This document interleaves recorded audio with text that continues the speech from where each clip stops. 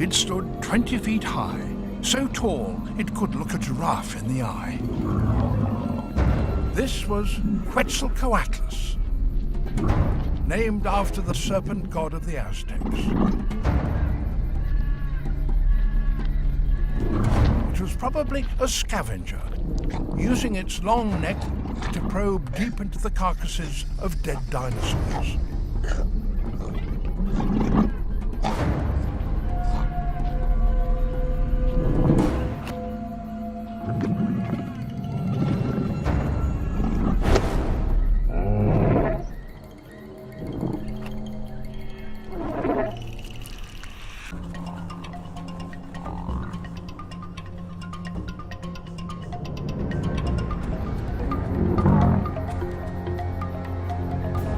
Any small animal foolish enough to get in its way was likely to meet a grisly end.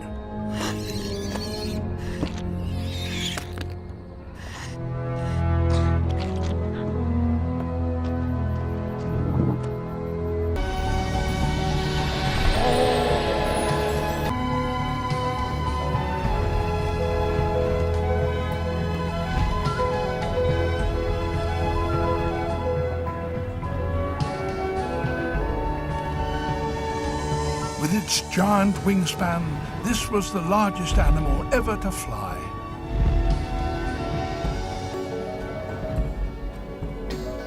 Quetzalcoatlus kept its wing beats to a minimum. It was a living glider.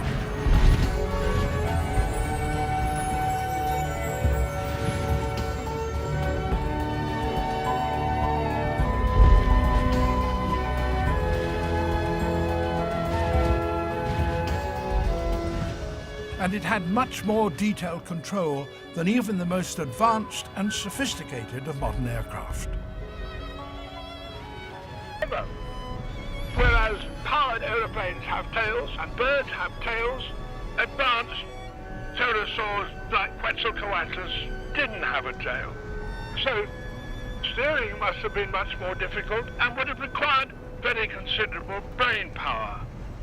But there was, people think, a payoff to that, because without a tail, Quetzalcoatlus was even more maneuverable than we are in this.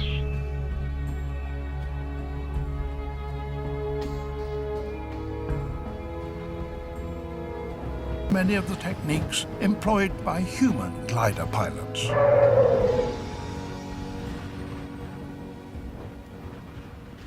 To maintain our height, we need to find a thermal. Those columns of warm air that rise from patches of the landscape that heat well in the sun, like patches of rock. You can tell where they are because white fluffy clouds form at the top of them. And there's one over there, and we're going to have to get to it if we're going to maintain our height.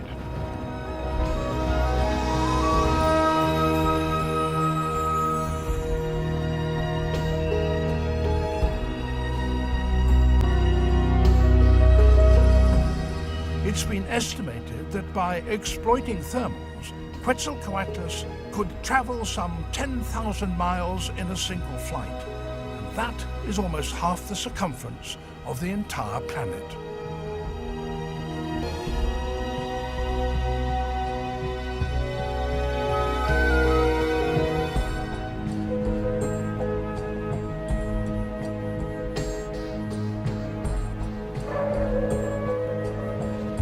It might even be that, like some eagles today, these flying giants undertook long migratory journeys every year.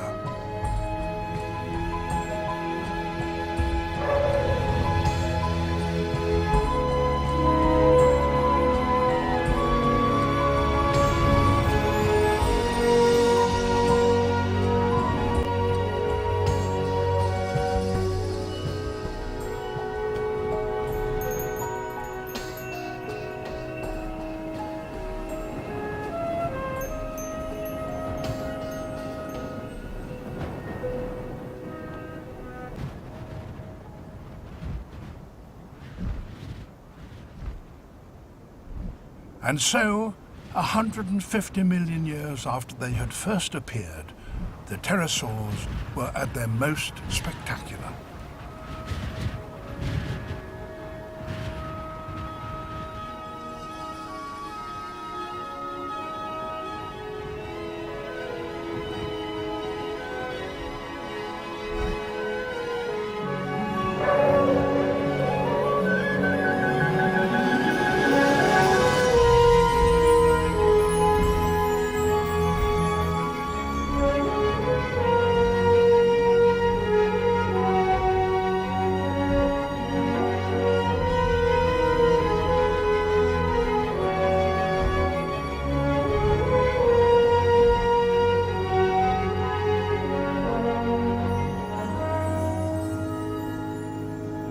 And then, suddenly, they vanished. 50 million years. We human beings have only been around for about 2. But only now are we beginning to appreciate to the full the wonders and splendors of those pioneers of flight, the pterosaurs.